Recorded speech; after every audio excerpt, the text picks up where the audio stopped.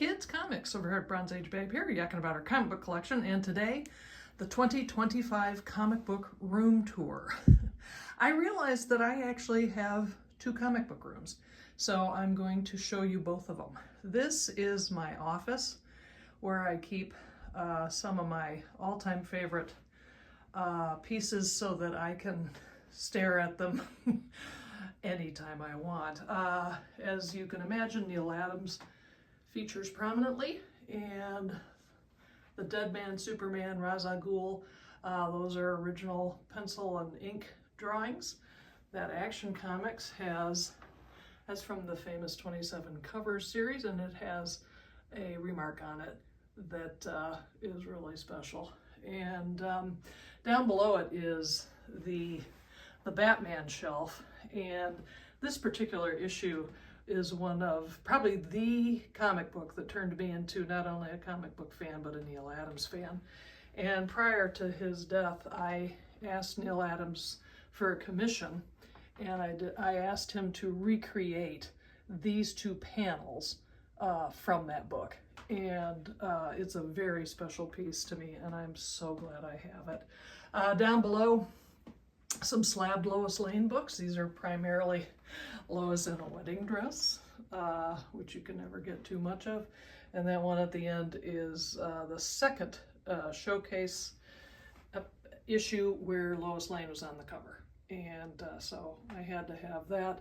On this wall, I commissioned Neal's daughter, Zia, to do her famous voodoo doll riffs on a Lois Lane cover that I love, and also Warner Brothers and the Looney Tunes. You gotta have it, right?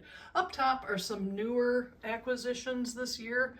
The Action Comics, A Monster Named Lois Lane. It's always been a favorite cover, and I had said, you know, geez, if I ever find a nice high-grade slab of that, I want to get it. I did, so I did. I acquired this year one of a personal grail for me, and this is a signed book from Lois Lane artist Kurt Schaffenberger.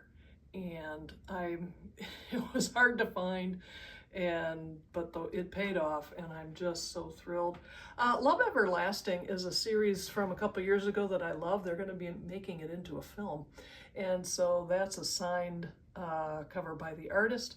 That's a Lois Lane Enemy of the People series that came out a few years ago. That's Jenny Frison who signed that. And this particular book is Personal Grail, one of the first Superman books I bought off the spinner rack back in the day.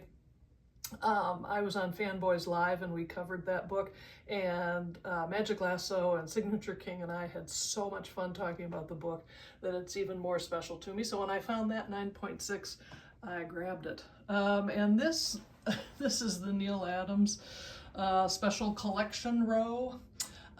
This book was from his personal collection, and it's the first, and it's signed by Neal, and it's the first time he ever drew Superman on the cover of a book. Then these are Zia Adams commissioned pieces, Voodoo and Chicken. I mean, because it was Year of Superman, right? With the movie, and she also does a series of chicken stuff, so I definitely wanted that. So, and there's another one of the 27 Covers that I recently got signed. Original story art from a Lois Lane book, which actually is that one right there. You might be able to see that this has some additional drawing that someone did with a mustache and beards and hair. And I was on Gary V's show, and Digger Jim said, you know what you ought to do? You ought to get that graded. So I took him up on that challenge, and it got a 2.0. But there's a nicer cover from that story. So, and that Batman book is just a personal grail to me, one of the first ones I bought off the rack. And I found a nice high-grade version of that, and thrilled to have it. So there is, this ends part one of Shebab's Comic Book Room Tour 2025 with the magic of editing. We'll head downstairs and take a look at the rest of it. And here we are down in the comic book room. I've been playing with this room for a couple of years now, and just when I think I'm done, you know what, we're never done. never done. These are signed Neal Adams prints that I've collected over the years. You've kind of got your vintage related covers, and then some of his newer work that he did later in life, which I also really admire and really like. Signed books, slabbed and raw, from his later years. I'm hiding some of the mechanicals in this box by putting some slabs up there. The newest part of this area is actually kind of, I call it the Lois Lane corner. So I put up some vintage Lois Lane. This book is, I wanted it Heritage. I can't remember if it was this year or late last year, but the reason it's up on a wall and in one of these encapsulated things is because it smells so bad. It smells like somebody's basement and wet cigarettes. It's just terrible, so I'll leave it down here. But yeah, so this is Lois Lane. That's an original color guide for a page out of that particular story there, and I found some Lois Lane Funko Pops. And these boxes, which Magic Lasso had to explain to me that these boxes are created for specialized dolls that can be made to order. For instance, I found this online. The Lois Lane is just ridiculously bad, but it has a box of its very own. So maybe someday I'll hire somebody to make me Lois Lane dolls that fit those other boxes. Big Lord of the Rings fan. My Star Wars collection, the new piece this year is from artist Zia Adams.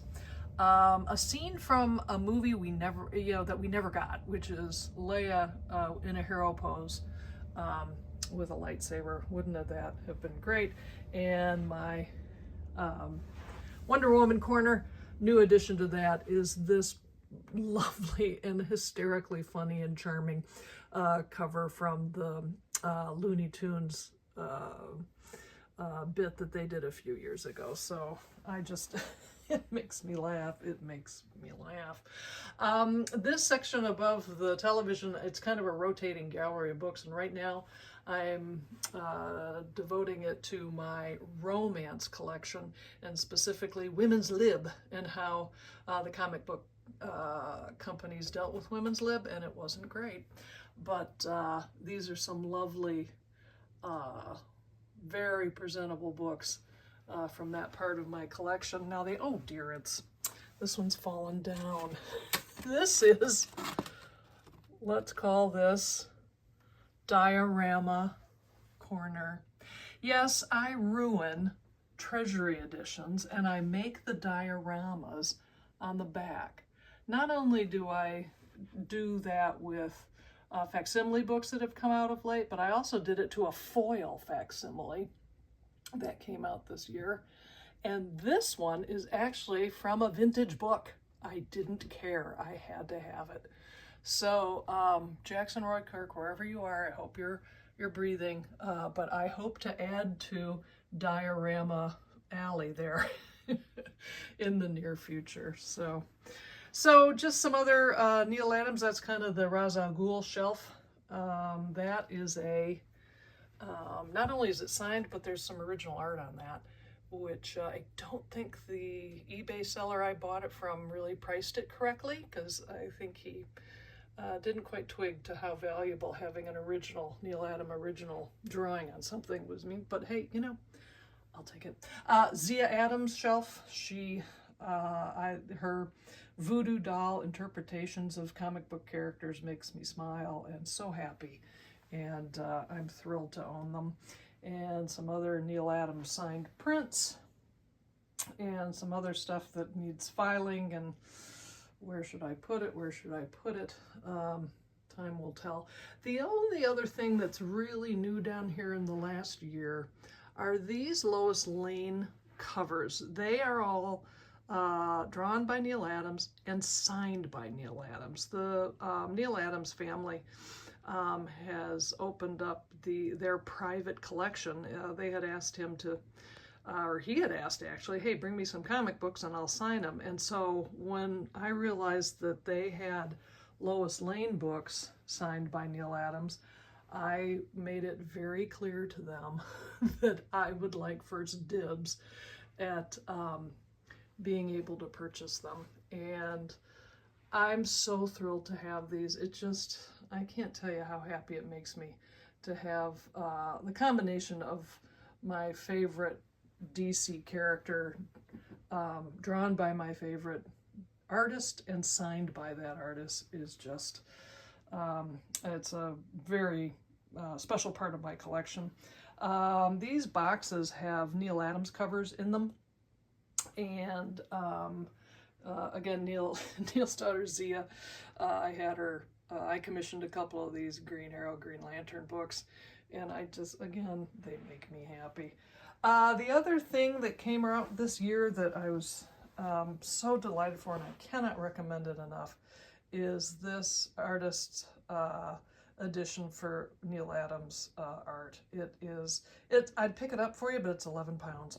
And my back is bad, but it is a glorious book. I think you can find it for relatively inexpensively on eBay these days, or on Amazon these days, but there you go. I also added to my 27 covers collection that are signed. I've got one of them that was upstairs that I showed you before. What I decided to do with the covers that I was having trouble finding the book signed, I just bought prints, which are also signed. So, because I just love the way they look, and you know, there's his signature there, and it makes for a really lovely display.